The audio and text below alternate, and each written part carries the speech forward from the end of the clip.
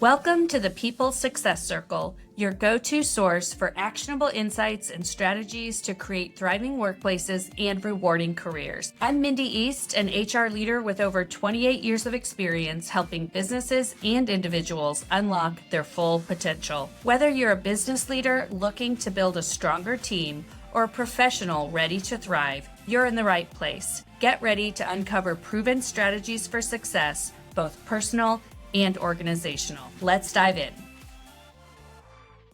Thank you for joining us on the People Success Circle podcast this week. I have invited guest Stephanie Scheller to join us today. Stephanie is an expert in neurodiversity at work, from marketing to event planning to leading neurodiverse teams. So I am so excited to welcome you, Stephanie. Thank you for joining us today. Thanks for having me. This is one of my favorite topics, and I'm always excited to find a place where we can dig in and have a conversation. I think neurodiverse people bring so much to the workplace, and it comes with a bit of a bad rap sometimes. It does. It does. I personally am neurodiverse. I have ADHD, and I have two sons who have autism and ADHD, OCD. And so I feel like I live in a neurodiverse world. And so I kind of assume that everybody knows about it. And then I realized there aren't a lot of people who really understand neurodiversity and then how it affects the workplace and the employee, the leader, and everyone. So I'm just glad that we can have this candid discussion.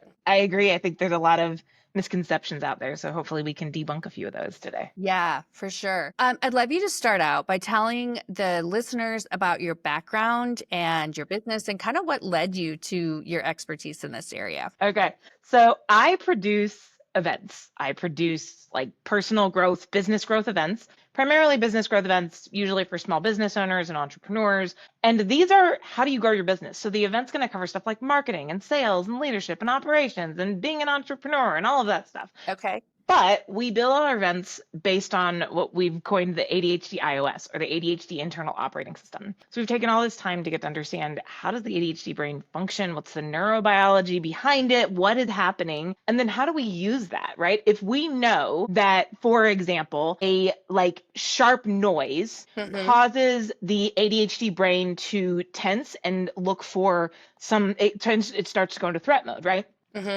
We can then shift the way that we manage and run the event so that there aren't sharp noises happening. So people aren't going into defense mode and then having a hard time internalizing that information. If we know that ADHD brains tend to have a hard time retaining information, we can provide coffee that has cayenne pepper in it, which has already been proven to help increase memory and retention, right? So we've spiraled into it's a good event. We've had people who are like, do I have to have ADHD to attend? I'm like, no, that's not how that works. But if you do have ADHD, this is going to blow your mind. I love it.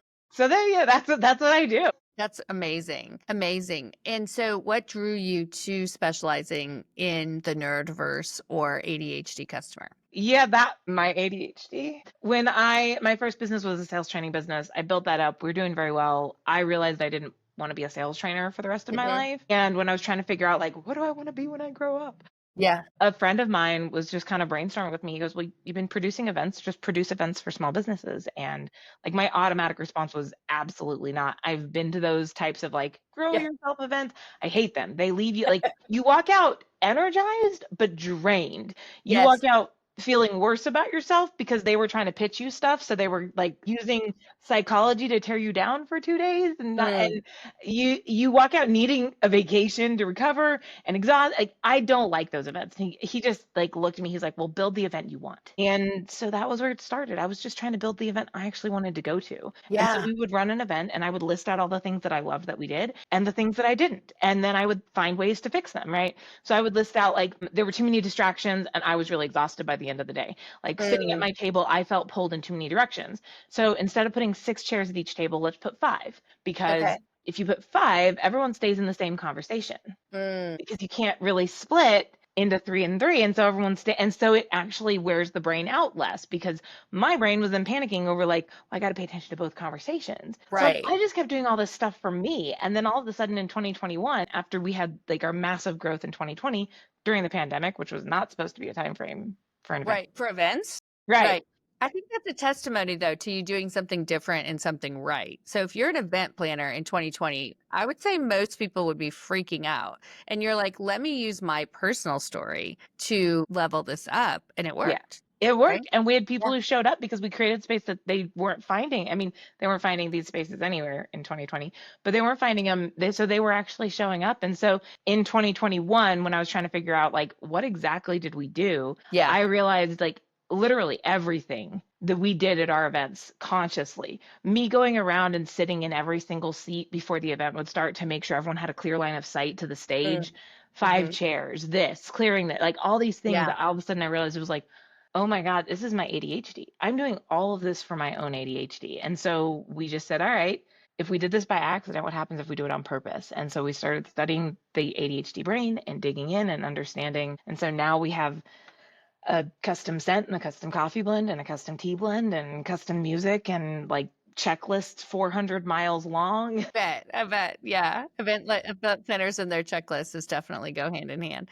Oh my God. I will definitely include your contact information in the show notes. One of the things I love is following you on LinkedIn. I think you provide so much great information and inspiration, really, to event planners, but to just leaders in the workplace to help them understand that there are things we can do to make neurodiverse employees feel better and also to make ourselves feel better if we are neurodiverse. So let's dive into a little bit about that. So you talk a lot about the intersection between psychology, neuroscience, and business. How did that become a driving force for your business? Yeah. So before I answer that one, you said something I want to touch on just very quickly. Like you commented that that I do a lot about like helping create space for people in the workplace as a whole. And I know that like my world started in events, but what we found was that everything we do at these events can be done inside of the workplace and it creates a better workspace.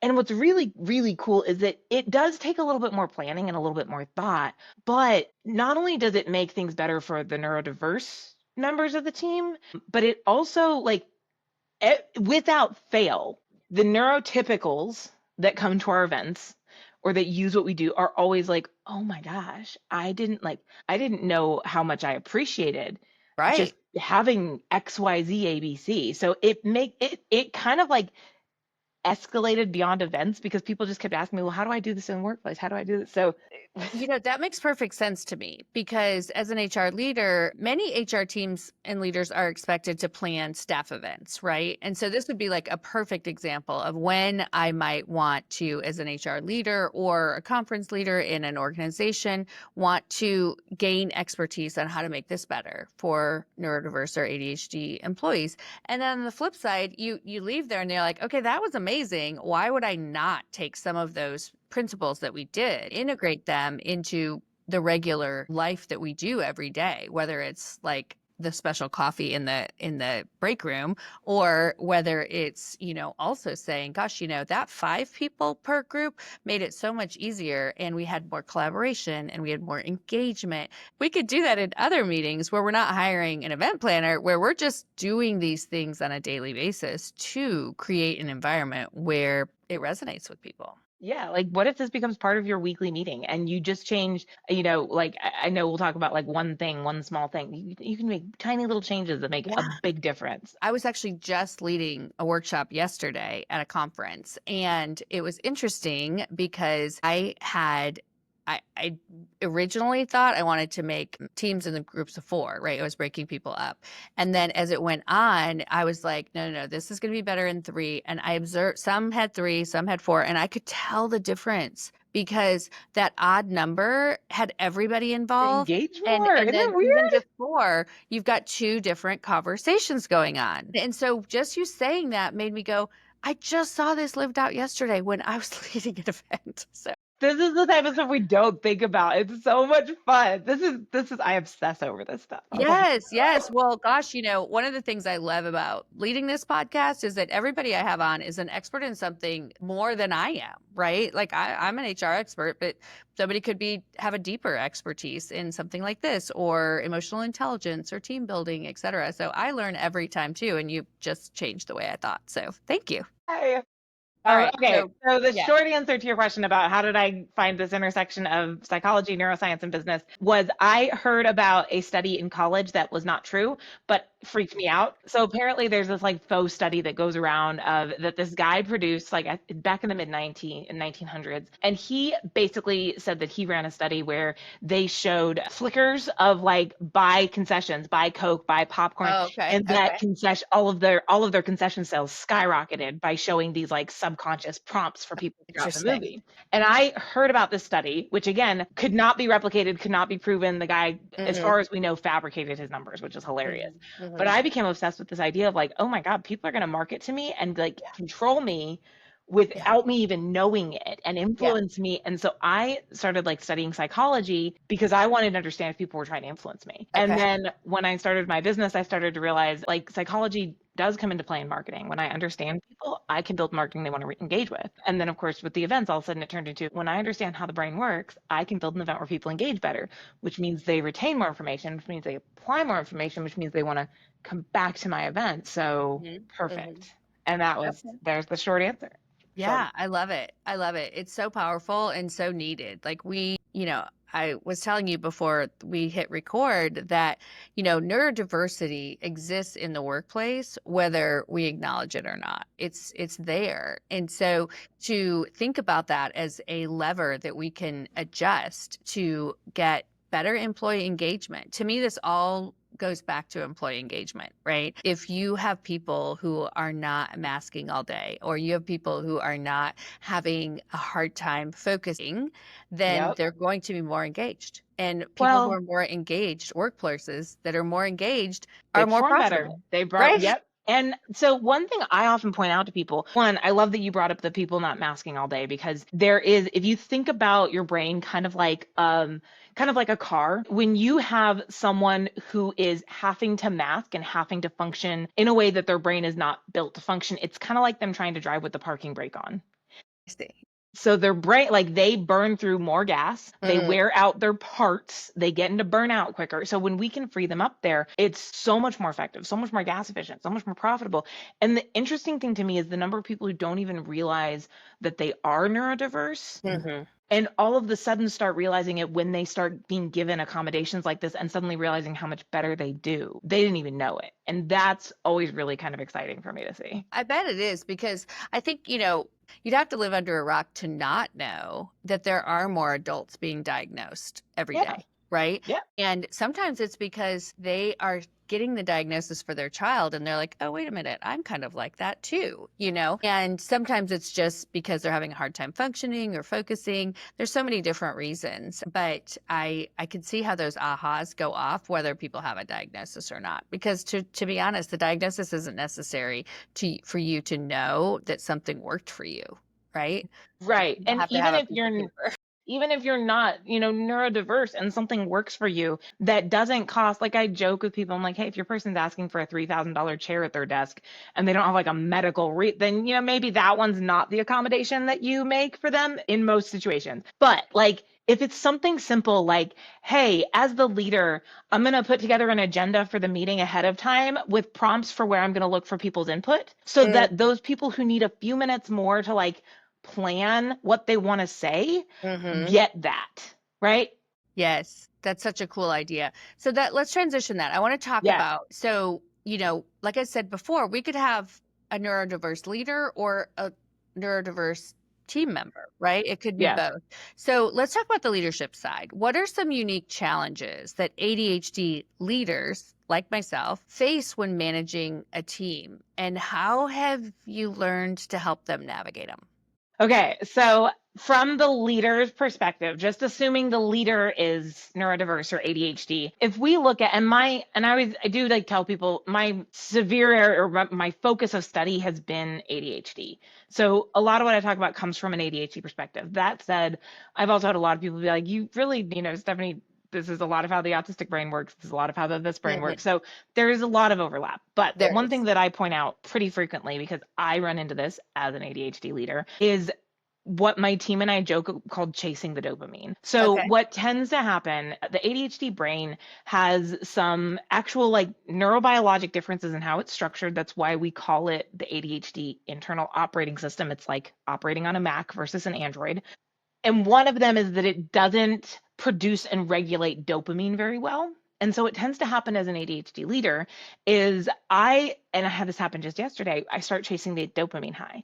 And so that can look like me spiraling into working on stuff that isn't what I'm supposed to be working on, or coming up with new things for the team and the company to do, and like pulling them in different directions all of a sudden because there's dopamine for me over here because it's new Mhm. and it's exciting and it's interesting. And I have to be really, really careful. I try to be like, let the team know I deal with it too, because I don't want them to ever feel like, oh my God, Steph's got her whole life pulled together and like I don't. But I also I try and be really mindful and pay attention to when I'm chasing the dopamine, when I'm Mhm. getting pulled off, Mhm. because that is one big thing that I think particularly ADHD leaders do have a tendency to get pulled into is they will walk in and the issue is the ADHD leader, hyper focused and spiraled and came up with an entire business model plan, strategic vision, etc., walks into the office the next day and is like, "Y'all, we are going a new direction."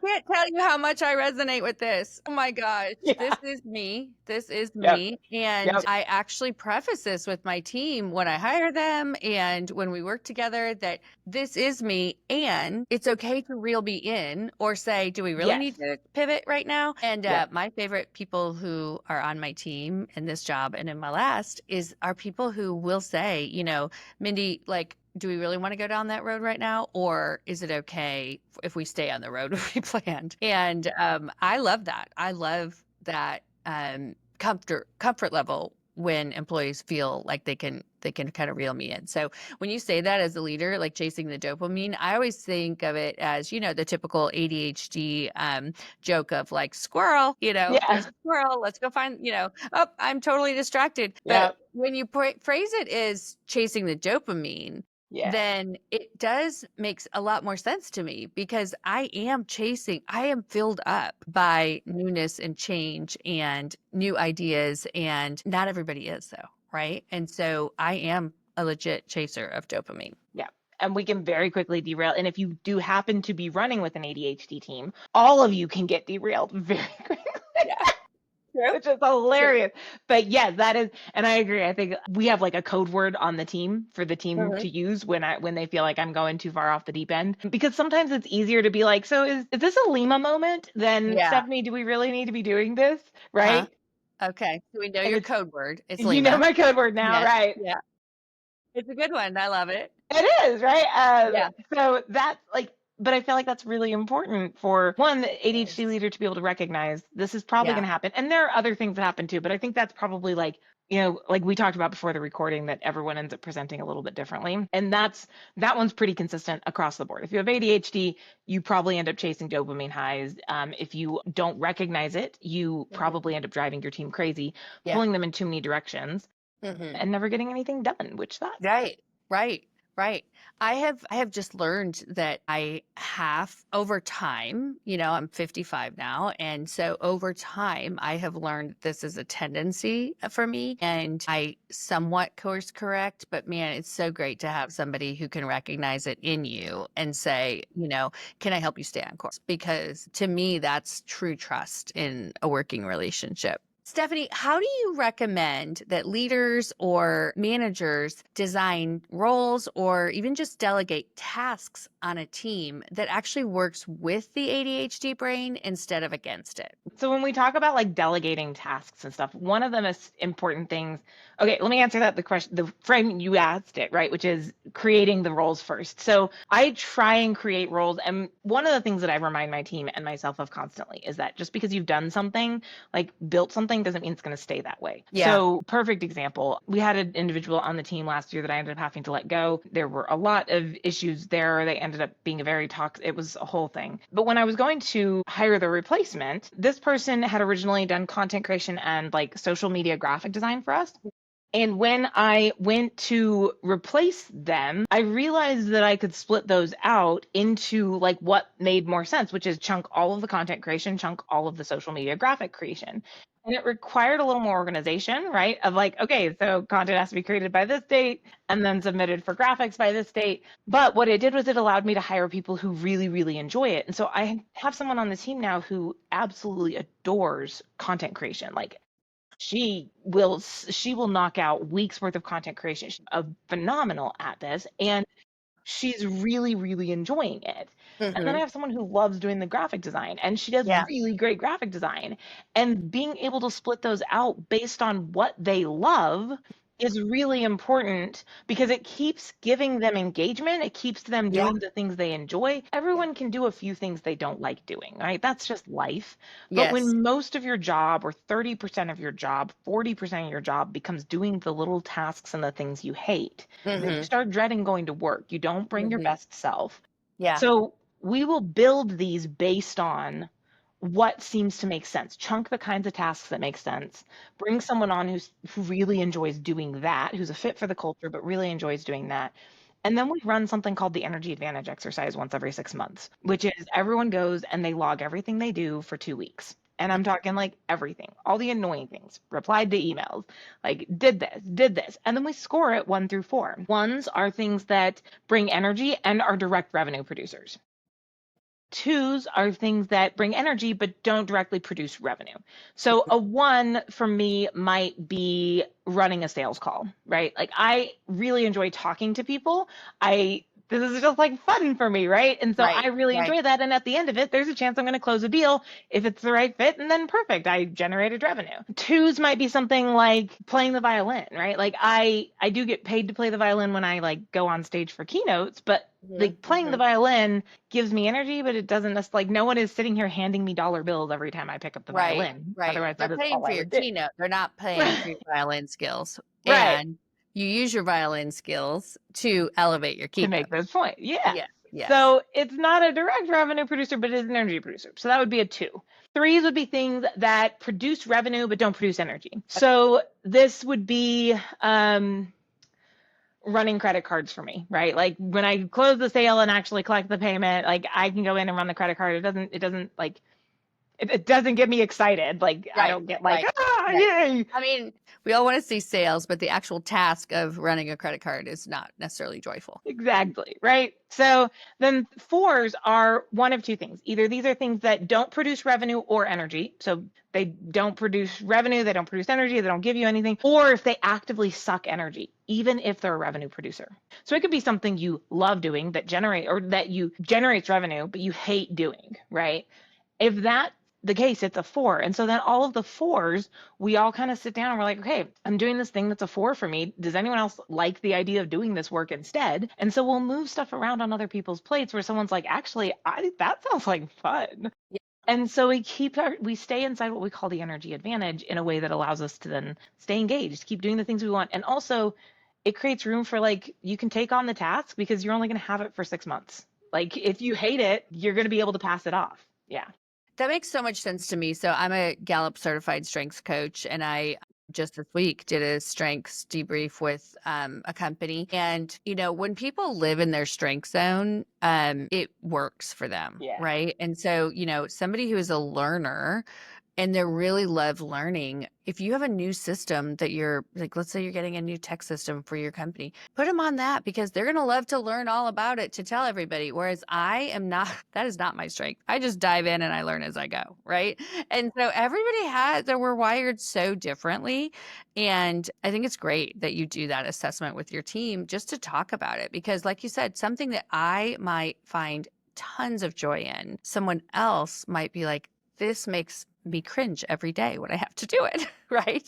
So let's talk about it. So I love that perspective. What advice would you give to leaders who are actually managing, maybe they're not neurodiverse, but they're managing employees on their team who could be neurodiverse, but they don't really know how to effectively support them? What would you tell them? Yeah, there's a lot of things that if I had to pick like one piece of advice for the sake of the fact that this isn't a 62-hour podcast, Yeah. um, what I would I'll just say, have you back again. If it turns into a 62-hour podcast, we'll just do another one. we just have to pull it up. What I would encourage them to remember is that human beings don't want to fail. They don't want to suck. They don't like doing things they're not good at. Your people want to do well for you. Mhm. When I do speaking and I speak on neurodiversity and I speak from the stage, I always end with bringing the violin on stage. Mm. And I will always play the opening to Vivaldi's Concerto in G minor. And I explain to people, and I'll bring this full circle here, but I explain to people that one of the lovely things about Vivaldi is that he came right on the cusp of two types of music, right? I think it was Baroque and Romantic. And so when you can kind of play like as the artist, I can kind of pick which style I want to lean into more, and neither one of them is going to be wrong. And I'll show the audience the two different versions, right? The first version is going to be bum bum bum bum bum bum bum bum bum bum bum, and the other one's going to be a little bit more like da da da da da na Okay. na na na na na na na na. And I will then ask the audience usually, which one do you prefer more version? And the audience is almost always split. Mhm. And that's the point that I try and make to people. It's the same song, but Mhm. first and foremost, just because someone has ADHD doesn't mean they're going to show up the same way someone else did. Mhm. And secondly, just because they are different doesn't make it any less of a song or any less pretty. There's a space for each of us. And so remember that your people want to do well. They Mhm. just represent and show up a little bit differently. And if you will take a little extra time, as hard as it can be, to get to know them, to spend some time with them, the thing about neurodiverse teams is they are incredibly loyal. When they Mhm. find a place where they feel cared for, they stick around. Mm. They do their best. They work hard. They bring outside the box thinkings. There are some studies showing that neurodiverse teams where the neurodiversity is embraced have higher profit margins, have higher performance. Your Mhm. people want to be with you and they want to do their best if you will just take time to recognize they're just as beautiful of a song. And you just have to take a couple minutes to figure out how to play that. I love that. I love that. And I see that in my everyday life, right? Yeah. If I am part of a committee or a team where I feel like I belong and I can be myself, I'm so much more committed, right? Yeah. And so we think about this from an ADHD and a neurodiversity perspective, and I think it translates in general too for, people wanting to be able to be themselves. And I love the analogy you gave about when people are masking, it's like driving with the parking brake on. You're Yeah. using so many more resources. So I think a leader getting to know their team enough so that they can make those small adjustments to make it a great place to work is really, really impactful. Yeah. 100%. So what does a thrive, I'm sorry. So what does a thriving team look like to you? And how do you know when you've created one? So to me, I think a thriving team looks like people who show up to the meetings. I don't want to necessarily say early exclusively because there are some people who are never going to show up to meetings early because that's not who Right. they are. Right. But when that team shows up, and one, they are at least all on time because they Hmm. respect each other and they respect time. Hmm. And two, when they do show up, they're engaged, Hmm. they're excited. Yeah. To me, you can tell when a team is bringing ideas, and this is probably going to sound like the stupidest gauge ever, but a team that brings stupid ideas confidently, Mm. and a team, not just an individual who's Yeah. checked out, Yeah. Not but just when you like have one a, person, when they right, collectively feel like they can right, throw anything out there and it will be accepted, at least right. as a thought, right? Right. And they feel safe to bring that. They Hmm. show up, they engage, they're willing to throw out the stupid idea that seems Yeah. really dumb, but could Yeah. lead somewhere really cool. That to me is a sign of a thriving team. I love that. That's a cool analogy. Really cool. I love that. So, what is one small shift that a leader can make this week to create a more ADHD friendly, people first work environment? So, what I would, if we want to get like really specific with a very specific, I would recommend like you're taking time to plan your meetings. You should be. Just share that agenda ahead of time. Hmm. It makes a massive amount of difference. The ADHD brain is processing a lot more stimuli at a much higher rate than a neurotypical brain. Hmm. It's just the way that their neurons fire. And so giving them space, some of them are really good at popping off ideas right off the bat. Some of them are Right. not, but it Yeah. doesn't mean their ideas are worth anything less. If you will just give people a heads up of what you're going to cover. And Hmm. I think when I talk with leaders, a lot of times they're saying they don't want to do this because people will then check out for the rest of the meeting. Well, Oh, that's a bigger interesting. issue. Yeah, I was just gonna say, that's an interesting answer and another issue. Yeah. That's a completely separate. We should have, if that is your concern, then Right. there's another conversation to There's have another there. conversation we need to have. That's right. But if you will just, even if it is an hour, and I know a lot of people are prepping their agendas like the minutes before the meeting, right? So just Oh, put it 100% I've been on your guilty of that calendar the before. day Yes. before. Yes, yes. Just be like, hey, real quick, got to make sure I throw this together, because you will see them engaging more, bringing better ideas. It's a really simple thing, but it helps them feel safe, Mm, because when you ask someone who needs a little bit of time to process ideas for yeah, an idea now, right. they go into threat mode. Like their panic is like, oh my God, if I throw out a bad idea, if I throw out the wrong idea, then oh my God, I'm going to lose my job. And so they start to Yes. shut down, which doesn't Yeah, help. yeah. You'll make your team feel safer by sharing your agenda ahead of time. And again, I know that sounds dumb, but it is a really simple, easy to do thing. It does require a little planning, but it makes a big Yeah. difference. Well, gosh, I could unpack this one thing for so long with you. So, first of all, I often get, I'm just going to say guilty here. Sometimes I'll do an agenda as more of like my checklist, right? So I don't Yeah. forget something. Yeah. But what you're asking me to do is to do it in a way that thinks about the team and giving them the space and the bandwidth to think through something before they're being called on, before they're, being asked to Being asked. contribute to a Yeah. discussion. And the benefit of that is huge, because when people have a chance to show up after they've processed something, they're going to give better ideas that can help the company or the team in such a strong way. Yeah. So that makes perfect sense. And I do want to circle back, because earlier in our conversation, you mentioned that also adding prompts to the agenda. Tell me about that, because I don't want to end this call without getting that little nugget too. Yeah. So what I would say there, because I think you made a really solid point about like, a lot of times leaders have their agenda is more of a checklist for Yeah. them of what Yeah. to cover. There's Yeah. no reason that necessarily has to change. Hmm. What I would do is down at the bottom, add a couple of bullet points that said, these are the things I'm going to ask for input on. Okay. That just gives them head. So for example,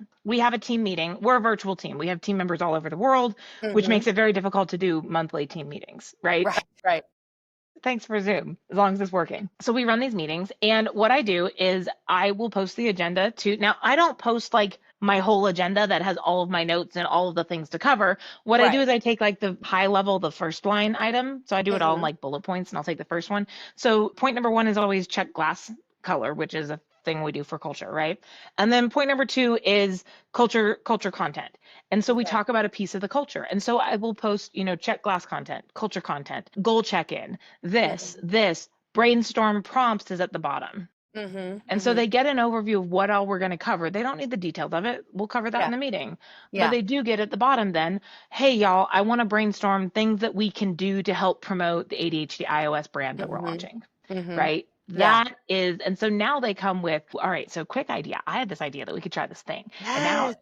it Yes. makes it so easy. It makes it so easy. That's genius. I love adding prompts to your agendas. And it also creates a culture of innovation and creativity. When you give people time to process and think, they're going to come up with their best ideas, and they're going to be more comfortable sharing them. Yeah.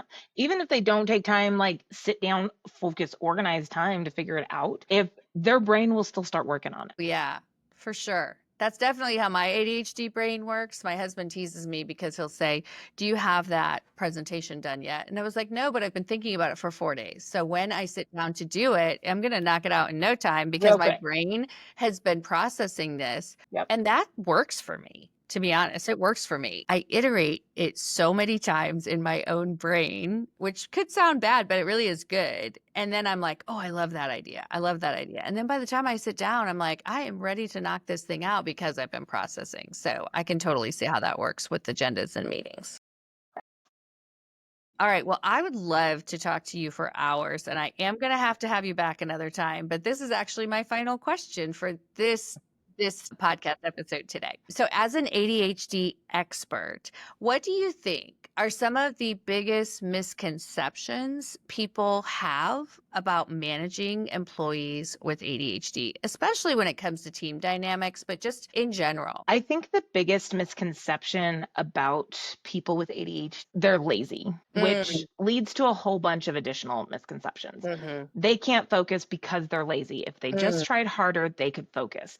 They can't hit deadlines because they're lazy. If they just mm, tried harder, if they just planned more, if they just got a planner, if they just did this thing, they could do it. mhm. And the biggest thing to keep in mind there is that there is a lot going on inside that ADHD brain. They are processing, like I said, more stimuli than any neurotypical brain is. If you're not ADHD, you don't get it. My husband and I have had multiple conversations where I'm like, your brain's doing this. He's like, it's not. I was like, it is. You just don't know it because it's going so quickly. He was like, no, Stephanie, it's actually not doing that thing. And I'm like, Interesting.